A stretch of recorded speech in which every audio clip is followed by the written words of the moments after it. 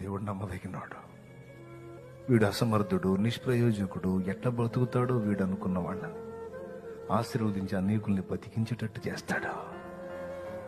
వీడికి బతకటమే చేత కాదు, వీడికి బతకటమే చేత కాదు, ఈ అమ్మాయికి బతకటమే చేత కాదు.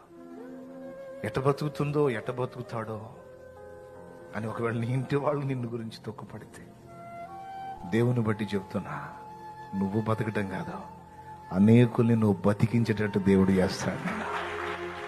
హల్లెలూయా. దీన్ని ప్రతి విషయానికి అన్వయించుకో. దృష్టి మనుష్య దృష్టితో నువ్వు చూడొద్దు పరిస్థితుల్ని, దేవుని దృష్టితో చూడు. సాతాను ఎంత మోసగాడో తెలుసా? పరిస్థితుల్ని, మామూలుగా ఉన్న వాటిని వికృతంగా చూపిస్తాడు.